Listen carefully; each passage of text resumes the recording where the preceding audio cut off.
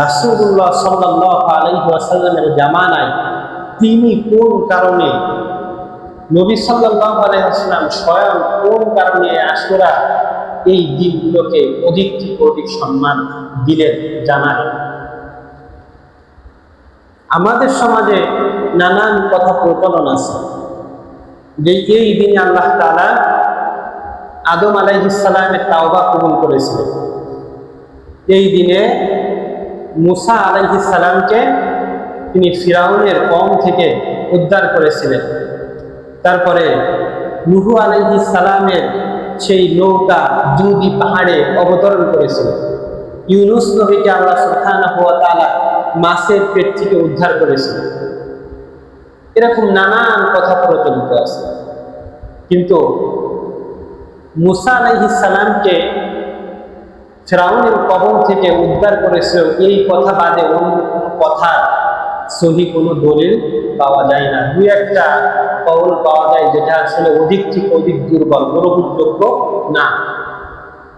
তো আমাদের কাছে এই ধরনের নানান কথা সমাজে প্রচলিত আছে। কিন্তু আমরা আজকে দেখব যে আশুরার সূচনার ইতিহাস কি, আশুরা সূচনা কিভাবে হয়, রাসূল সাল্লাল্লাহু আলাইহি ওয়াসাল্লাম কিভাবে আশুরার সম্মান দেওয়া শুরু করলেন। দেখেন, মুসলিম শরীফের 2548 নম্বর হাদিস, সহিহ মুসলিমের 2548 নম্বর হাদিস, বড় একটা হাদিস। দেখেন, যতটুকু প্রয়োজন আমি ততটুকু আপনাদের শোনাই।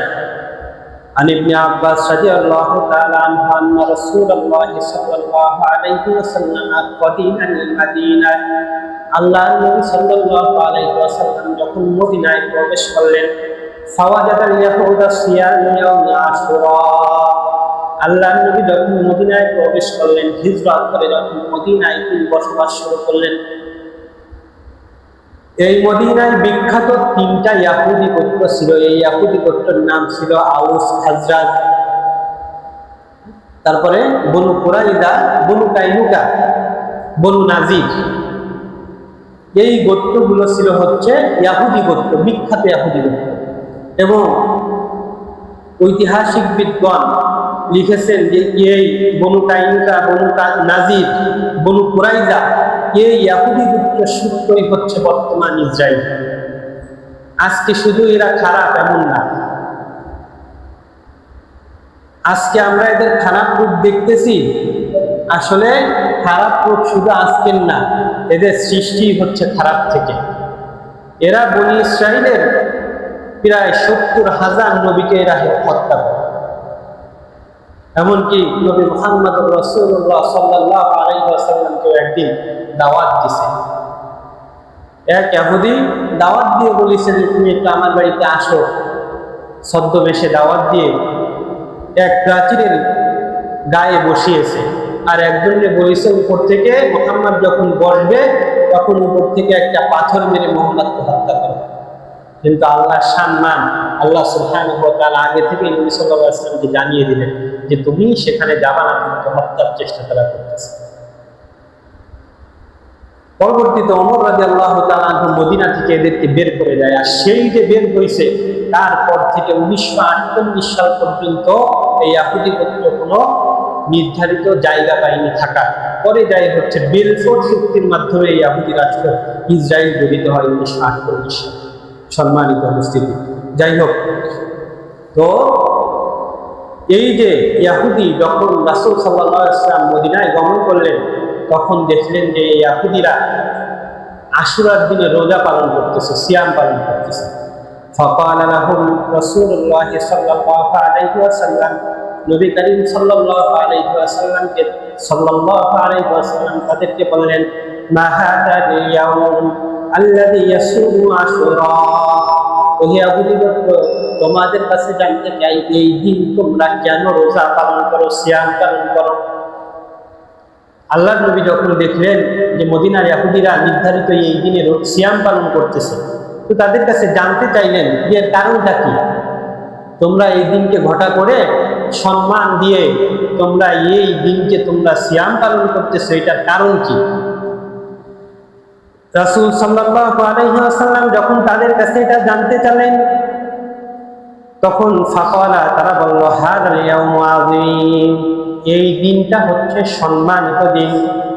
আর এই দিন সম্মানিত হওয়ার কারণটা হচ্ছে আনজাল্লাহু ফীহি মূসা ওয়া কওমাহু ওয়া গরাকা ফিরআউন ওয়া কওমাহু। আল্লাহ নবী সাল্লাল্লাহু আলাইহি ওয়াসাল্লামকে জানালেন যে এই দিন অধিক থেকে অধিক বেশি সম্মানিত হওয়ার কারণ হচ্ছে আল্লাহ নবী মূসা আলাইহিস সালামকে এই দিন আল্লাহ তাআলা ফিরআউনের কবল থেকে উদ্ধার করেছিলেন, এবং এই ফিরআউনের কওমকে আল্লাহ তাআলা লোহিত সাগরে নিমজ্জিত করেছিলেন। তাহলে তাদের নবী মূসা আলাইহিস সালাম তাদেরকে আল্লাহ তাআলা ফিরআউনের কবল থেকে উঠিয়েছিলেন, উদ্ধার করেছিলেন।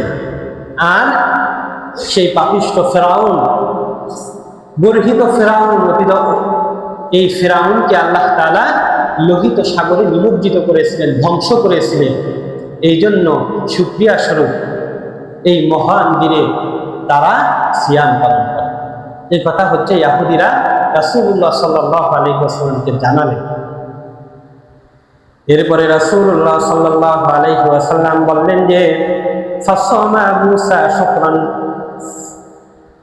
ফানাহা নাসুহু ফাকালা, তারা বললেন যে এই দিনে মূসা আলাইহিস সালাম সিয়াম পালন করত, এই জন্য আমরা ওই সিয়াম পালন করি। ফাকালা রাসূলুল্লাহ সাল্লাল্লাহু আলাইহি ওয়াসাল্লাম, নবী করিম সাল্লাল্লাহু আলাইহি ওয়াসাল্লাম বললেন যে ফানাহু হাক্কা ওয়ালা বিমূসা মিনকুম, নবী করিম সাল্লাল্লাহু আলাইহি ওয়াসাল্লাম বললেন যে তোমরা যদি এই দিনের সম্মানে, এই দিনের শুকরিয়া স্বরূপ তোমরা যদি সিয়াম পালন করো, তাহলে তোমাদের থেকে অধিক বেশি কাছাকাছি মূসা আলাইহিস সালামের হচ্ছে আমরা। সুতরাং আমরাই হচ্ছে এই দিনের রোজা রাখার ব্যাপারে তোমাদের থেকে বেশি হকদার। আল্লাহর নবী ওই সময় জানালেন যে যদি তোমরা এই কারণে সিয়াম পালন করো, তাহলে মূসা আলাইহিস সালামের কাছের মানুষ, প্রিয় মানুষ, তার সব থেকে নিকট মানুষ হচ্ছে আমরা। সুতরাং আমরাই হচ্ছে এই দিনে রোজা রাখার ব্যাপারে অধিক বেশি হকদার। আল্লাহর নবী তখন সাহাবাগণকে আদেশ করলেন ফাসুমহু, সুতরাং তোমরাও এই দিনে কি সিয়াম পালন করো, তোমরা এই দিনে সিয়াম পালন করো। তখন রাসূল সাল্লাল্লাহু আলাইহি ওয়াসাল্লাম বললেন যে ঠিক আছে সিয়াম পালন করব, কিন্তু তাদের সাদৃশ্যতা অবলম্বন করা যাবে না। শুধুমাত্র 10 তারিখে সিয়াম পালন করা যাবে না, হয়তো 9-10 অথবা 10-11। দেখেন কত বড় কথা। ইহুদিদের কোনো সাদৃশ্যতা, আমলের সাদৃশ্যতা রাসূল সাল্লাল্লাহু আলাইহি ওয়াসাল্লাম রাখতে নিষেধ করলেন, অথচ আজকের সমাজ ইহুদিদের পুঙ্খানুপুঙ্খ একেবারে পরিপূর্ণ ইতাত গোলামি করার চেষ্টা করতেছে। তাদের সংস্কৃতি না থাকলেও জোর করে আনতেছে। তাদের সংস্কৃতিটা আমাদের কাছে মনে হয় এটাই হচ্ছে মডার্ন সংস্কৃতি, এটাই হচ্ছে জীবনের উন্নয়নের সংস্কৃতি, অথচ এটার ব্যাপারে রাসূলুল্লাহ সাল্লাল্লাহু আলাইহি ওয়াসাল্লাম অভিশাপ করেছেন। ওইখানে রাসূল সাল্লাল্লাহু আলাইহি ওয়াসাল্লাম শিখালেন যে আমরা হচ্ছে মূসা আলাইহিস সালামের খুব কাছের, তোমরা যদি তার সম্মানে শুকরিয়া স্বরূপ তোমরা যদি রোজা রাখো, তাহলে এ ব্যাপারে তোমাদের থেকে আমরা বেশি হকদার।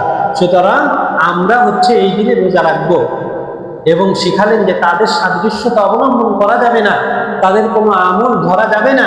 সুতরাং রোজা রাখলেও আমরা 2টা রোজা রাখবো।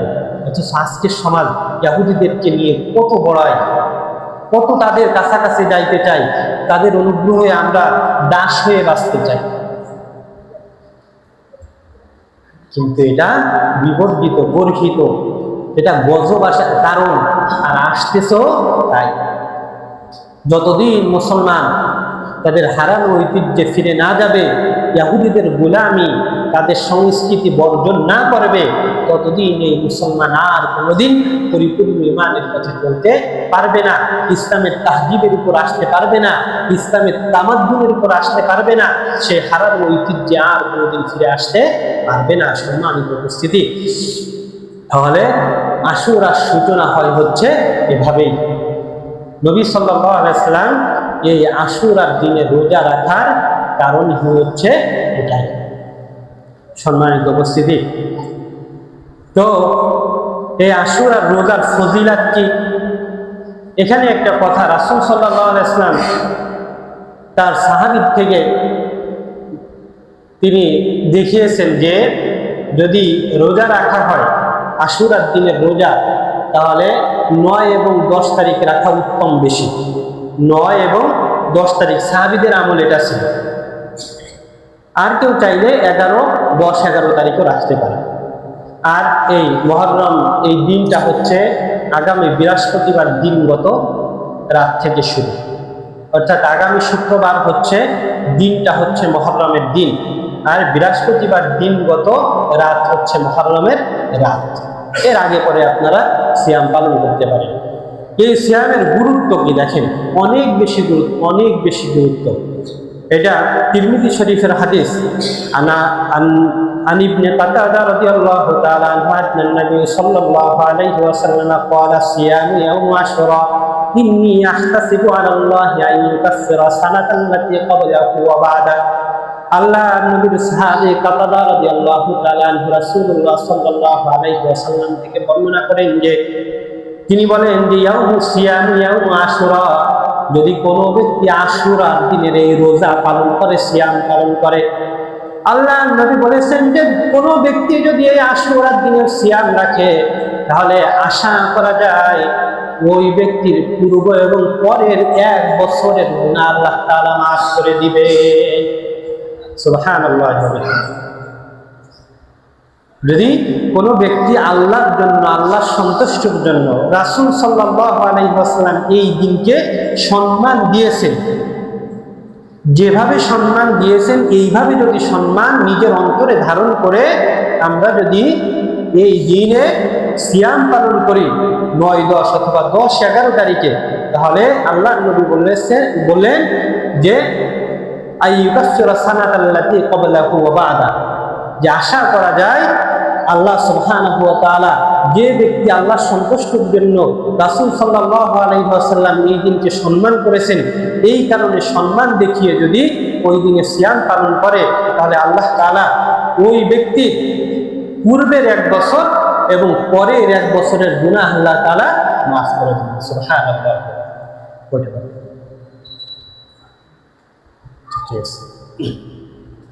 সম্মানিত উপস্থিতি, তো এটা হচ্ছে আশুরার ইসলামী অনুসরণীয় বিষয়, ধর্মে করণীয় বিষয়, বিদআত নয় এমন করণীয় বিষয়। কিন্তু এই কারণে হচ্ছে আমাদের সমাজে আশুরা সম্মানিত। ওই যে প্রথম বললাম যে আশুরা 2 কারণে সম্মানিত, একটা হচ্ছে রাসূল সাল্লাল্লাহু আলাইহি ওয়াসাল্লাম সম্মান দিয়েছেন, আর একটা হচ্ছে সেই 61 হিজরির কারবালার প্রান্তরে মর্মান্তিক ইতিহাস, সেই কারণে সম্মানিত উপস্থিতি। এবার আসি সেই ইতিহাসের দিকে অল্প সময়। দেখেন আমাদের সমাজে যেটা দেখা যায় যে রাসূল সাল্লাল্লাহু আলাইহি ওয়াসাল্লাম যে কথাগুলো বলেছেন এই কথাগুলো আমরা জানিও না, মানিও না, ধরিও না। আমরা চিন্তা করি যে আশুরা হচ্ছে কারবালার প্রান্তে যে ঘটনা ঘটেছে, এই ঘটনার কারণে সম্মানিত। তো প্রচলিত নিয়ম অনুযায়ী দেশের ধর্মীয় সংস্কৃতির নামে যে বিষয়টা প্রচলিত, সেটাই দেখা যায় কি যে আশুরাকে কেন্দ্র করে আমরা বিভিন্ন কার্যকলাপ করি। আমরা তাজিয়া মিছিল বের করি, তারপরে মাজারের মতো বানিয়ে সেখানে সিংহাসন বসাই এবং এই সিংহাসন নির্ধারিত ব্যক্তির জন্য আমরা নির্ধারণ করি, তারপরে মিষ্টি দ্রব্য বিতরণ করি, তারপরে ইসালে সওয়াব করি। সব থেকে বড় খারাপ যেটা, সেটা হচ্ছে আমরা বিলাপ করি, আমরা নিজেদের শরীর রক্তাক্ত করি। এই কারণে যে ইমাম হুসাইন সেদিন অনেক কষ্ট করেছিল, তাই আমরাও সেই কষ্টের অংশীদার হব। রাসূলের অনেক হাদিস আছে যে আসলে এই যে বিলাপ, মাতম, এটা ধর্মীয় অনুকরণীয় কোনো কিছু না। আর আমরা আজকে যে বিলাপ করতেছি, এই যে কাজগুলো করতেছি, শোকের নামে নিজেদেরকে রক্তাক্ত করতেছি, অপরকে রক্তাক্ত হওয়ার জন্য উৎসাহিত করতেছি, তারপরে বাচ্চাদেরকে খালি পায়ে হাঁটাইয়ে এই দিনে আমরা সওয়াবের অংশ মনে করছি। আসলে এই যে ইতিহাস, এই ইতিহাসগুলো না রাসূলের জামানায় ছিল, না সাহাবীদের জামানায় ছিল, না তাবেঈদের জামানায় ছিল, তাবেঈনদের জামানায় ছিল, আইয়ামুল মুস্তাহিদিনের জামানায় ছিল। যেমন কি এই যে কারবালার ইতিহাস, এই ইতিহাসটা 61 হিজরিতে ঘটেছে, অর্থাৎ আপনার 10 মুহররম 61 হিজরি এবং 610 খ্রিস্টাব্দে 680 খ্রিস্টাব্দ 10 অক্টোবর এই ঘটনা ঘটে, যেটা রাসূল সাল্লাল্লাহু আলাইহি ওয়াসাল্লামের জীবদ্দশার সাথে কোনো সম্পর্ক ছিল না। তাহলে কথা হচ্ছে যে ইমাম হুসাইন সেদিন মর্মান্তিক মৃত্যুবরণ করলো, নবী দৌহিত্র, নবী পরিবার, আহলে বাইত সেখানে অপমান অপদস্থ হলো, সেখানে শাহাদাতের তামান্নায় উদ্ভাসিত হলো, মৃত্যুবরণ করলো, জুলুমের শিকার হলো। তাহলে আসলে এটাকে আমরা কোনোভাবে আমরা তার প্রতি সম্মান দেখাতে পারি না, বা কোনোভাবে কি আমরা তার উপর শোক অনুভব করতে পারি না? যাবে, কিন্তু যতটুকু ধর্ম সীমা দিয়েছেন এতটুকু। রাসূল সাল্লাল্লাহু আলাইহি ওয়াসাল্লাম বলেছেন ইমাম হুসাইন হচ্ছে আমার অংশ, আমিও তার অংশ। এই জন্য তার এই মর্মান্তিক মৃত্যু আমরা ধারণ করি, আমরা কষ্ট হিসেবে লালন করি। কিন্তু এখানে এমন কোনো কাজ করা যাবে না যে কাজের দ্বারা বিদআত তৈরি হয়। আর এই জন্য রাসূল সাল্লাল্লাহু আলাইহি ওয়াসাল্লাম বলেছেন যে কুল্লু বিদআতিন দালালা, যদি কোনো ব্যক্তি বিদআত ইসলামের নামে তৈরি করে তাহলে এই বিদআত হচ্ছে কুল্লু বিদআতিন দালালা, এটা বিবর্জিত, কুল্লু দালালাতিন ফিন্নার। যদি কোনো ব্যক্তি এই বিদআত তৈরি করে, পালন করে, সূচনা করে, উৎসাহিত করে, তাহলে প্রত্যেকে জাহান্নামী। এজন্য এই দিনগুলোতে এই যে মানে বর্জনীয় যে বিষয়গুলো, এই বিষয়গুলো থেকে আমাদেরকে দূরে থাকতে হবে। আর বেশি থেকে বেশি যেটা দেখা যায় শিয়া সম্প্রদায়ের ভিতর এই কাজগুলো বেশি। ইতিপূর্বে মুসলমানরাও এটা গ্রহণ করেছে, আমরা ইনশাল্লাহ এই কাজগুলো করবো না। আমরা কি করতে পারি, করণীয় কোন বিষয়গুলো আছে এই 10 মুহররমকে কেন্দ্র করে আল্লাহকে বেশি বেশি করে স্মরণ করা, আল্লাহর উপর তাওয়াক্কুল করা, আল্লাহ ইহসান চাওয়া, দয়া চাওয়া, তার মাগফিরাত কামনা করা, দ্বীনের উপর অটল অবিচল থাকার দোয়া করা, নফল রোজা রাখা, তাওবা ইস্তিগফার পাঠ করা, 9, 10 অথবা 10, 11 তারিখে সিয়াম পালন করা, এবং একটা মানে শয়বুল ইমানের 3791 নম্বর হাদিসে, যদিও এই হাদিসটা অনেকে দুর্বল বলেছেন যে যদি ভালো খাদ্য খাবার কেউ খেতে পারে, কিন্তু এই নিয়াত রাখা যাবে না যে এই দিনে যদি কেউ ভালো খাদ্য খাবার খায় তাহলে সারা বছর আল্লাহ তাআলা তাকে ভালো খাবার খাওয়াবেন, এই নিয়াত কখনো রাখা যাবে না। কিন্তু মুসলমানের ভিতরে এই নিয়াত আছে। আল্লাহ সুবহানাহু ওয়া তাআলা আমাদেরকে করণীয়গুলো আল্লাহ সুবহানাহু ওয়া তাআলার উপর তাকওয়া রেখে করার মতন তৌফিক দান করেন, এবং বর্জনীয় যে বিষয়গুলো আছে ঘৃণার সাথে প্রত্যাখ্যান করার মতন তৌফিক আল্লাহ তাআলা আমাদেরকে দান করেন।